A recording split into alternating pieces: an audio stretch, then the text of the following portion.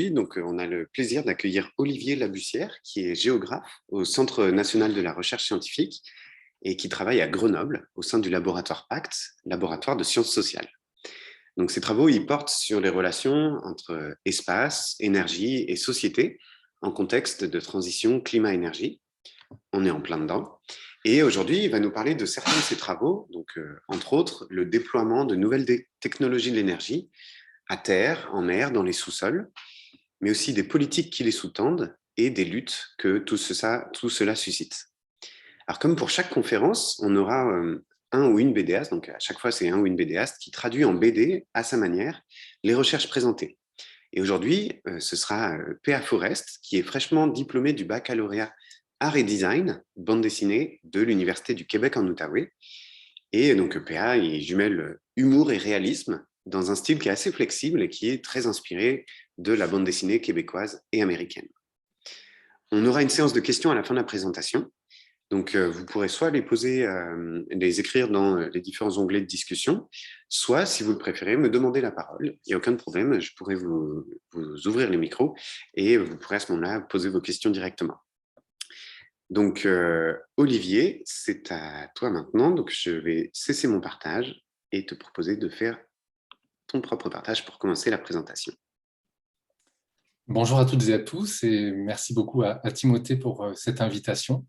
Voilà, je me réjouis de partager ce temps d'échange avec vous. Donc effectivement, je suis géographe et je travaille depuis une quinzaine d'années sur les politiques publiques de transition énergie-climat dans leur relation au territoire, au paysage et à la biodiversité. Et je vous ai concocté une petite présentation à tiroir aujourd'hui pour mettre un peu sur la table des questions de recherche, mais aussi quelques miniatures, comme des petits morceaux de terrain que je ne pourrais pas développer entièrement, mais à partir duquel on pourra repartir pour développer ces questions et les approfondir ensemble. Alors, je démarre mon partage. Normalement, je viens de t'autoriser à partager, en effet. Voilà, merci Timothée.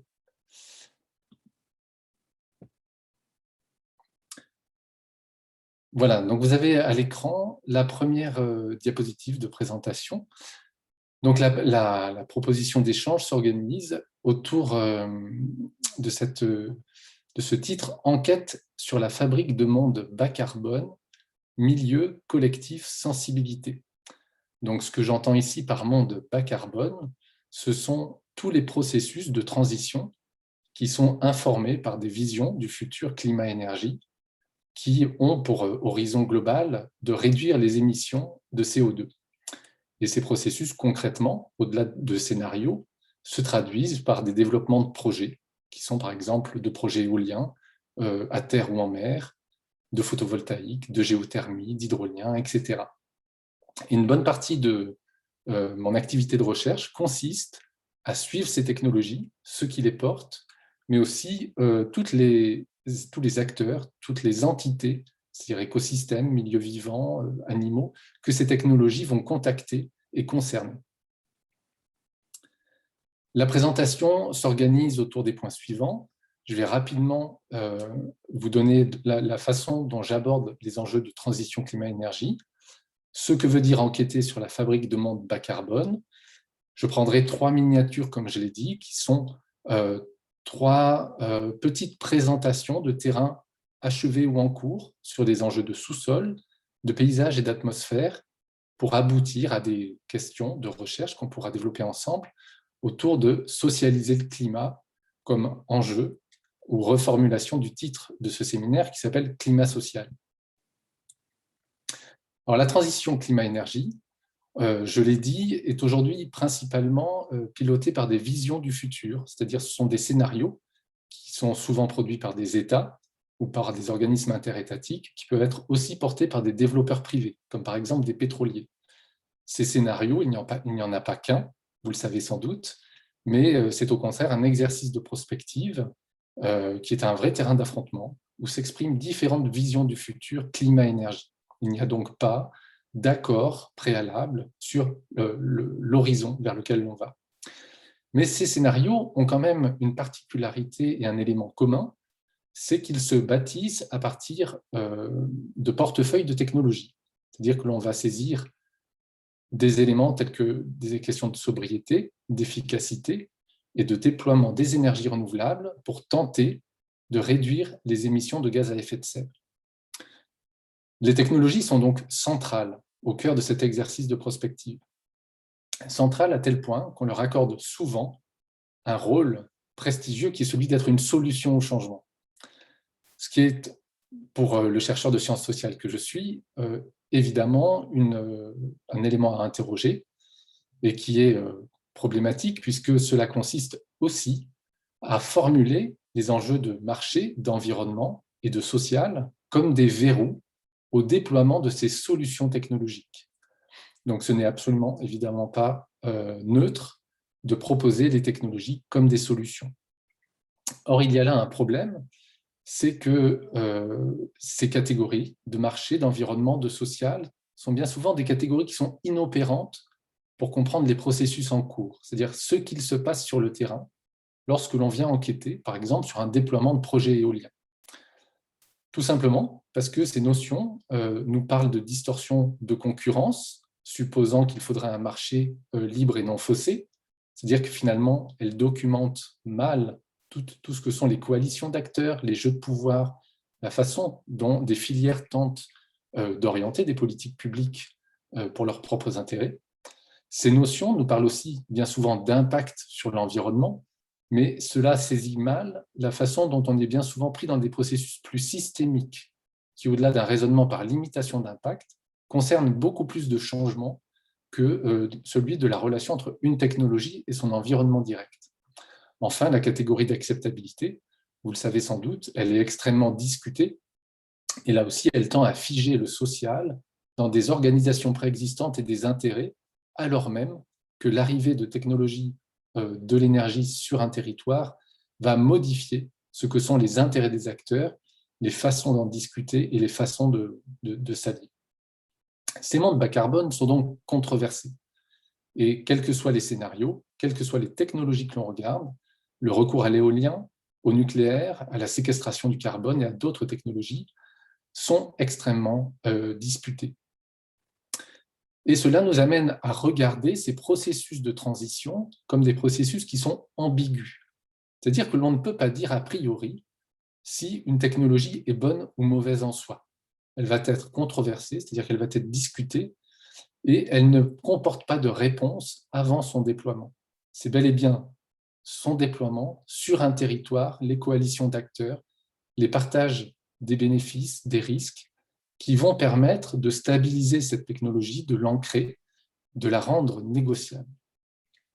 Il y a donc là matière à des apports de sciences humaines et sociales, venant de géographie, mais aussi de sociologie, d'histoire, de philosophie et d'ailleurs, pour mener des enquêtes réflexives et critiques. Pour ma part, je vous propose ici de réfléchir à comment enquêter sur la fabrique de mondes bas carbone. Alors ce terme est intéressant, celui de monde bas carbone, parce qu'il nous rappelle que l'énergie n'est pas qu'une question technologique et d'ingénieur. L'énergie est un enjeu de société. Elle est au fondement de nos partitions sociales et politiques. Cela a pu être montré par plusieurs travaux, comme ceux de Timothy Mitchell, qui a montré le lien entre la matérialité des ressources, dans son cas, le passage du charbon au pétrole, et l'évolution des organisations syndicales. Cela a été montré aussi, par exemple, par Catherine Youssoff, qui, elle, a insisté sur le lien entre l'exploitation du sous-sol et l'exploitation des humains par les humains. Donc le fait de produire de nouvelles catégories géologiques induisait aussi de nouvelles hiérarchies sociales et de nouveaux rapports de domination. Alors je fais ici une incise dans la présentation pour vous dire que vous retrouvez dans la marge à gauche les références de ces auteurs. L'énergie est donc un enjeu de société. Et il est important aujourd'hui de suivre les processus contemporains dits de transition. Alors vous voyez ici que je prends une précaution de langage, dit de transition, parce qu'il n'est pas sûr qu'il soit toujours bel et bien à l'actif d'une transition. Ou alors parce que la transition n'est peut-être pas, comme on l'imagine parfois, le passage d'un point A à un point B. Ce sont des processus beaucoup plus complexes. Cela invite à quitter un abord assez managérial de la transition, comme les travaux du multilevel perspective, qui ont pu être critiqués à plusieurs reprises, de façon à réintégrer des enjeux de pouvoir, de territoire, d'échelle, mais aussi à considérer des histoires alternatives qui ne soient pas centrées simplement sur les technologies qui sont au cœur des agendas stratégiques des États, par exemple. Pour ma part, avec un collègue avec qui je collabore depuis longtemps maintenant, Alain Nadaille, qui est sociologue, nous proposons une approche par les collectifs sociotechniques. La démarche est simple. De nouvelles technologies de l'énergie sont développées par les États au cœur de leur politique publique, et ces technologies, au fur et à mesure de leur déploiement sur des sites, dans des milieux, c'est-à-dire des écosystèmes, vont concerner des entités, c'est-à-dire des êtres vivants, des animaux, des végétaux, vont susciter de nouvelles métriques, de nouvelles façons de compter, de mesurer l'environnement, vont susciter de nouveaux enjeux de gouvernance et de nouvelles controverses. Toute cette chaîne-là va concerner énormément d'acteurs, d'entités, d'écosystèmes, ce que nous appelons collectifs sociotechniques. Et la technologie, a priori, n'a pas de valeur pour elle-même. Elle va trouver son efficacité en tant que technique, mais aussi sa soutenabilité en fonction de la façon dont ce collectif sociotechnique va s'organiser au fur et à mesure du déploiement du projet. Et peut-être, dans certains cas, émergeront ce qu'on peut appeler des potentiels de transition, qui est ici une notion que l'on distingue de celle de potentiel technologique que j'ai introduit auparavant. Le potentiel technologique renvoie la technologie pour elle-même, considérée comme un artefact qui aurait déjà une capacité de contribution, climat-énergie, alors que le potentiel de transition valorise l'idée que si l'on tient compte de la technologie dans son environnement, des relations qu'elle suscite, elle peut avoir des co-bénéfices, elle peut avoir des gains territorialisés qui vont aller au-delà simplement d'une capacité de production. Voilà ma troisième diapo de cadrage, je dirais, avant d'aborder des cas d'études et de les partager avec vous. Cette diapo, finalement, tente d'élargir un petit peu la focale, c'est-à-dire l'approche par les collectifs sociotechniques. Elle propose de se reposer la question de comment prendre aujourd'hui la mesure des processus de transition climat-énergie. Cette question, parce qu'on voit bien qu'on fait face à des déploiements technologiques rapides et à grande échelle. On pourrait dire à certains égards qu'il s'agit de processus de colonisation de l'espace terrestre, sous terre, en mer, dans les airs, par de nouvelles technologies de l'énergie, à des fins de transition. Et c'est un tournant anthropologique, puisque si effectivement, on n'est pas sorti des fossiles, en ce sens-là, il n'y a pas de transition, on est en train d'additionner de nouveaux moyens de production à des moyens existants, mais c'est un tournant anthropologique parce qu'on se tourne vers des énergies diffuses et de faible densité pour produire notre énergie. Ce qui fait qu'on va investir des milieux, des écosystèmes dans l'espace avec énormément d'emprise spatiale. Cela s'accompagne de mutations socio-écologiques et d'enjeux éthiques qui sont majeurs. J'entends ici par éthique, on pourrait définir ce terme de façon assez simple, comme la façon dont les vies participent les unes aux autres. Comment finalement on va cohabiter avec des vivants qui sont déjà dans des milieux, par exemple marins, à mesure que l'on investit ces milieux pour produire de l'énergie. Donc on peut ajouter finalement à la dimension sociotechnique initiale, qui est à la base de mes travaux, au cœur de mes travaux, d'autres formes d'attention pour les relations au terrestre, au milieu et au vivant, et notamment en se rapprochant des travaux de Michel Serres ou de Nigel Clarke, qui insistent sur le fait qu'on partage avec le terrestre des relations qui sont asymétriques. Alors ça peut paraître bizarre, mais c'est vrai qu'on a toute une littérature de sciences sociales qui souvent nous a incité à symétriser l'analyse, c'est-à-dire à se dire qu'entre une autorité environnementale et un ours, par exemple, il fallait leur reconnaître la même capacité d'action, le même pouvoir dans l'organisation des formes de la vie sociale. Et là, réintroduire de l'asymétrie, c'est finalement faire le constat que le terrestre a dans bien des cas des dynamiques intrinsèques qui, par ses intensités, ses temporalités, ses échelles, nous dépassent. C'est-à-dire qu'on ne pourra jamais piloter réellement, auquel on pourra peut-être s'accorder par moment pour faire projet et faire des processus de transition, mais qui sont des processus qui restent finalement assez hors de portée pour nous humains. Donc, je peux prendre un exemple ici. Si on pense par exemple à des grands courants marins, si on pense par exemple à des aquifères qui peuvent être il y en a un par exemple qui court sous une partie de la France, de la Belgique et du Luxembourg, donc vraiment des entités terrestres qui sont de très grande échelle. Donc ça, parfois, ce sont des entités avec lesquelles on a besoin d'interagir, par exemple pour faire de la géothermie, dans le cas de cet aquifère, mais que finalement, on n'en aura jamais qu'une vue partielle. La deuxième forme d'attention, c'est une attention pour les relations aux sensibles et aux sensorialités. Il y a là une question qui est majeure et qui est déjà très active en sciences sociales, qui est finalement comment se rendre sensible au changement, à ce qui nous affecte. Et on pourrait se dire que dans le cas du changement climatique, on est environné de petites évolutions, on pense souvent aux grandes catastrophes, mais on est aussi environné de petites évolutions que l'on ne perçoit qu'à moitié et pour lesquelles on ne s'est pas encore rendu sensible. Alors ça peut être aussi bien des choses qui sont en train de disparaître autour de nous du fait du changement climatique et auxquelles on n'a pas pris garde, que des choses qui sont en train de s'installer, comme par exemple, on pense parfois à des plantes invasives ou à des insectes, et pour lesquels voilà, on n'a pas encore de culture. Donc il y a là véritablement, et c'est Baptiste Morisot qui dit cela par exemple, de regarder l'Anthropocène comme une crise de la sensibilité. Comment se réétalonner, se rendre attentif sensiblement au monde d'aujourd'hui. Enfin, un dernier point d'attention porte sur les relations à l'énergie au-delà de l'utilitarisme. On peut ici se dire que la notion d'énergie est finalement une notion extrêmement moderne. C'est-à-dire qu'elle nous propose de penser que l'énergie comme une force qui a une capacité de production. Mais l'énergie, on le voit, si on pense par exemple au vent, ça n'est pas qu'une force qui peut permettre de faire tourner une éolienne, c'est aussi bel et bien un milieu qui peut servir à des entités comme les oiseaux, et que ce milieu est un milieu de vie au sens plein. Il y a donc besoin là, on pourrait dire, de nouvelles énergétiques, au sens de nouveaux discours sur l'énergie, qui soient plus holistiques que simplement un propos utilitariste. Et l'on peut, pour cela, par exemple, se tourner vers Georges Bataille ou Georges Escourt-Haugen. Alors j'achève ce premier temps de la présentation, qui portait un peu sur des données de cadrage et d'approche, pour vous proposer 3 miniatures qui vont d'abord porter sur les questions de sous-sol. Alors ma diapositive est organisée à partir de documents d'enquête que je ne pourrai pas tous décrire, mais sur lesquels on pourra revenir.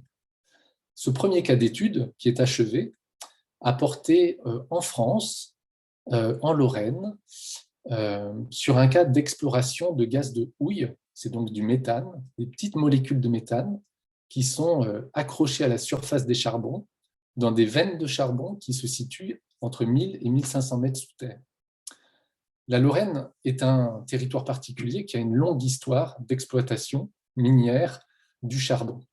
Cette exploitation minière s'est achevée au début des années 2000, et à partir de cette date, une junior entreprise australienne, c'est-à-dire une entreprise destinée à faire de l'exploration pour ensuite revendre le terrain et le concept géologique à une société d'exploitation, a entrepris de chercher du gaz dans cette zone minière. Alors, je vais résumer le cas, parce que je ne pourrais pas le déployer entièrement. Mais ce cas est intéressant, puisqu'on pourrait le résumer de la façon suivante.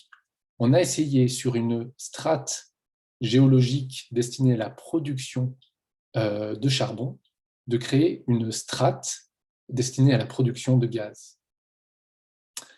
Pour cela, la junior entreprise s'est ressaisie de tout un héritage, de tout un historique du monde de la mine. Ça pouvait être des savoir-faire, des connaissances, des documents, des plans, des forages stratigraphiques, etc. Tout cet héritage du monde minier lui a permis d'accélérer sa compréhension du territoire et d'orienter ses recherches. Ça lui a donc épargné du temps et de l'argent, si on peut le dire comme ça. Malgré tout, le terrain étant inconnu pour cette junior australienne, elle s'est affrontée à des problèmes qui touchent à la matérialité même du sous-sol en Lorraine, qui est que les charbons sont à la fois profonds et humides. On a donc, par rapport à... Alors voilà, je rapproche ici mon pointeur de ce document, par rapport au principe théorique de remontée des molécules de méthane du fond vers la surface, l'entreprise s'est affrontée à des complications qui ont suscité de nombreux dommages d'ouvrage. Toute cette incertitude liée à l'exploration du sous-sol n'a pas été mise en politique. Elle n'a pas, pour plusieurs raisons. À la fois parce que les procédures administratives d'autorisation et d'exploration sont extrêmement centralisées en France et tiennent le public à distance de ce qui se passe dans le projet. D'autre part, parce que politiquement, la région trouvait dans ce projet ce qu'on appelle en France une capacité de développement, de croissance verte, et qu'elle n'a pas souhaité mettre en débat. Enfin, il y a des associations qui se sont penchées sur le dossier, qui ont vu qu'il y avait bien des risques de fuite de méthane dans la nappe phréatique, ce fameux aquifère que j'évoquais plus tôt, et qui court sous 3 pays. Il y a donc des enjeux majeurs, mais qui n'ont pas été mis en politique. Et voilà, donc on a un cas où ce méthane est abordé comme un horizon de transition bas carbone par rapport au charbon qui est plus carboné, aussi par rapport à du gaz russe, dont l'import suscite des émissions que ce gaz ne compte pas. Par contre, le devenir de cette ressource et sa mise en politique a écarté des formes de sensibilité et d'expérience qui n'ont pas pu prendre part au débat. Il y a donc là, dans la construction de cette strate gazière, une profonde différence avec la strate minière qui était là auparavant et qui, elle, avait au contraire soutenu toute une culture de territoire où les mineurs, évidemment, tout n'était pas sans conflit, mais il y avait une culture sociale développée et large avec cette strate géologique. Alors, je passe sur un deuxième cas d'étude sur des questions de paysage. Donc, cette fois-ci, on passe de la Lorraine au massif des Corbières. Le massif des Corbières, il est entre la fin des Pyrénées et la Méditerranée. Et c'est un site particulier puisqu'il y a là, dans un corridor de 2-3 km de large, un couloir migratoire international. Et c'est à cet endroit où il y avait déjà un développement éolien existant qu'il y a eu en France une première occasion de repowering, c'est-à-dire de démantèlement d'un parc éolien pour le remplacer par des éoliennes plus puissantes. Alors ce processus aurait pu très vite s'interrompre, puisqu'installer des grandes éoliennes dans un couloir migratoire international semble a priori extrêmement négatif pour les protecteurs des oiseaux. Alors le développeur éolien, porteur du projet, s'est ici rapproché de ce qu'on appelle en France la Ligue de protection des oiseaux, la LPO, pour voir finalement s'il y avait matière à négociation. Et la Ligue de protection des oiseaux, qui généralement fournit des études environnementales pour les parcs éoliens, a ici décidé de faire évoluer sa méthode d'observation. Et c'est le point sur lequel je veux attirer votre attention. C'est-à-dire que d'habitude, elle fournit ses évaluations environnementales en réalisant ce qu'on appelle des camps de comptage. Tout simplement, elle compte les oiseaux qui passent, et puis en fonction de la sensibilité, de la criticité des espèces, elle estime si le parc est faisable ou pas. Ici, finalement, elle s'est disposée, comme vous pouvez le voir sur la photo en bas à gauche, au pied des éoliennes. Et en faisant cela, elle a observé le comportement individuel des oiseaux à l'approche des éoliennes, au moment de franchir les éoliennes, et elle en a produit une donnée nouvelle. Or, ce qui est nouveau ici, c'est que l'oiseau n'était plus simplement compté de manière naturaliste, comme une espèce qui pouvait être classée sur liste de protection ou qui ne l'était pas, mais elle s'est intéressée au comportement de l'oiseau. Et c'est le comportement qui est devenu, en quelque sorte, une catégorie de projet. Donc, la LPO s'est mise à distinguer des oiseaux, vous pouvez le voir sur ce petit document ici, qui, pour certains, tournaient très longtemps au-devant du parc et ne savaient pas comment franchir. Donc, des oiseaux qui s'épuisaient. D'autres, au contraire, qui allaient droit vers le parc et le franchissaient en essayant de passer entre les pales avec un risque de collision. D'autres encore, qui essayaient de passer vers l'ouest, donc de faire un détour sur une voie migratoire déjà longue, avec une autre forme de prise de risque et d'épuisement, et d'autres encore qui décidaient de passer par l'est, et à ce moment-là, prenaient le risque de passer au-dessus de la Méditerranée. Ce qui est un enjeu, puisque les oiseaux ont besoin des thermiques pour voler, pour planer, et la Méditerranée, la mer, n'offre pas les mêmes conditions de vol que la Terre. Il y avait donc là un autre type de risque. Cela a permis de faire de spatialiser des données, c'est la carte que vous voyez par exemple en bas, qui ont permis à la LPO de trouver et d'identifier des micro-voies de migration, plus simplement un grand corridor international, mais vraiment une topographie fine du passage des oiseaux. Et à partir de la spatialisation de ces données, un terrain de discussion a pu être possible avec le développeur éolien, dans ce qu'ils ont appelé eux-mêmes une méthode de micro-siting, c'est-à-dire de positionnement fin des éoliennes dans l'espace pour ne pas gêner l'immigration. Alors ce cas est intéressant, puisqu'on voit que la politique de conservation de l'oiseau a été en quelque sorte reformulée et que les protecteurs des oiseaux se sont rendus eux-mêmes sensibles autrement à ce qui affecte l'oiseau au moment de sa migration et de son contact avec les éoliennes. Ce dernier terrain est cette fois-ci à Grenoble, là d'où je vous parle en ce moment. Grenoble, vous le savez peut-être, c'est une ville d'environ 300 000 habitants qui est située entre trois massifs de montagnes, ce qui forme une cuvette. Et c'est aussi un réseau routier qui dessert de nombreuses stations de ski, qui permet aussi d'aller vers l'Italie. Il y a donc beaucoup de circulation.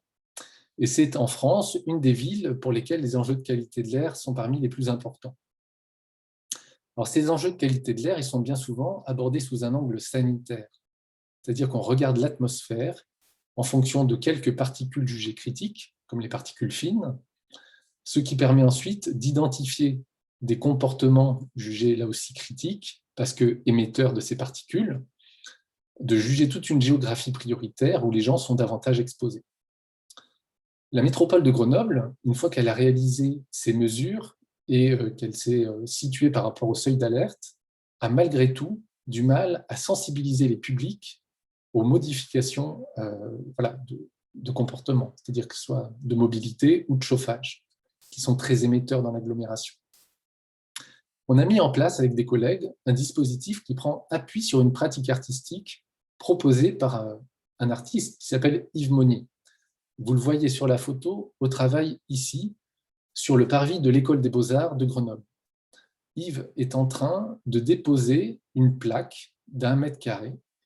Elle est ici en fermacelle, c'est un matériau industriel bas coût. Et le dispositif artistique consiste à imprimer une photographie sur un sticker, à coller le sticker sur la plaque et à laisser la plaque à l'air libre pendant 15 jours. Et à Grenoble, en 15 jours, simplement par dépôt atmosphérique, une image se forme une fois que le sticker est décollé. C'est ce que vous pouvez voir en bas à gauche. Alors, ce dispositif est extrêmement intéressant parce que finalement, il présente une grande différence par rapport aux stations de mesure de la qualité de l'air qui organisent aujourd'hui notre lien avec l'atmosphère. Il est différent parce qu'il est très hospitalier, c'est-à-dire qu'il ne vise pas un élément, c'est-à-dire à mesurer les particules fines ou les pollens, mais il accueille au contraire toutes les formes de participation les plus connues et les plus inconnues pour qu'elles viennent se déposer.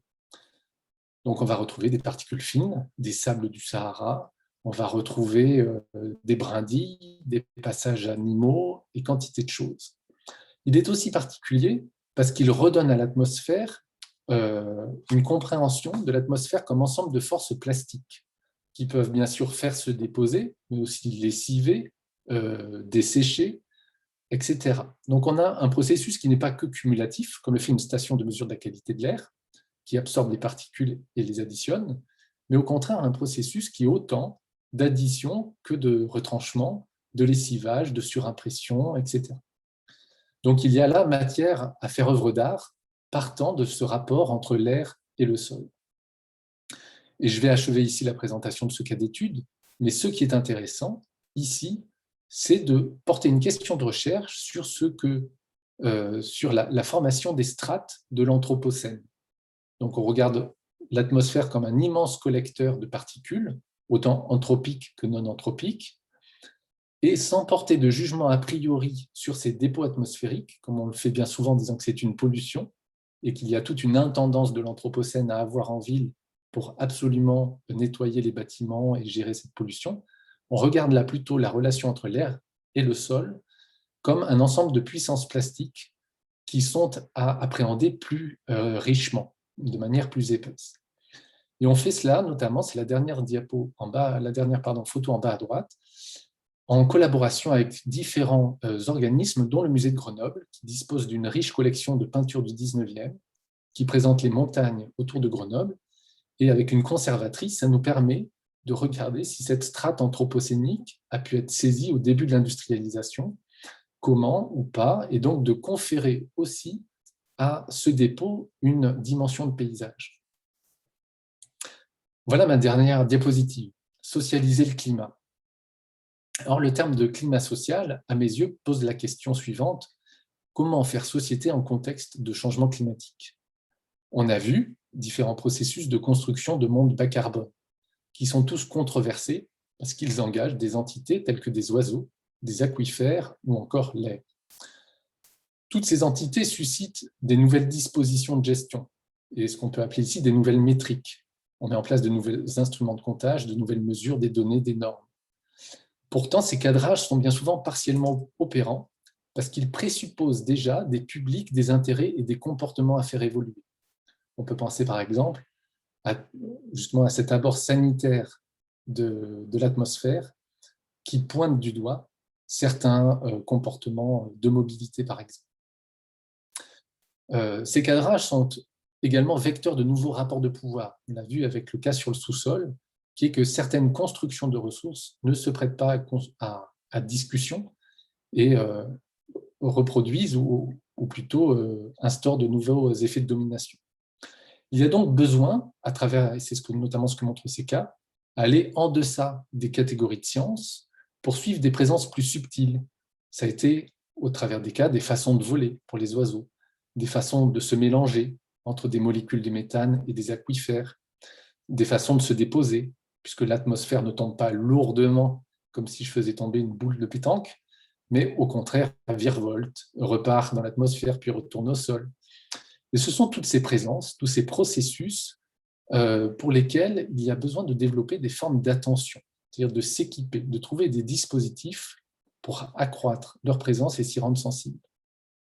Cela appelle à ménager un temps d'expérimentation, qui est un temps qui peut être assez long, et qui est aussi un temps d'acculturation, au sens de la construction de nouvelles cultures adéquates aux enjeux que suscitent les processus de transition climat-énergie. Mais c'est un temps qui est aussi important puisqu'il nous permet de résister au temps des solutions qui est bien souvent colporté par les visions climat-énergie. Je vous remercie pour votre attention.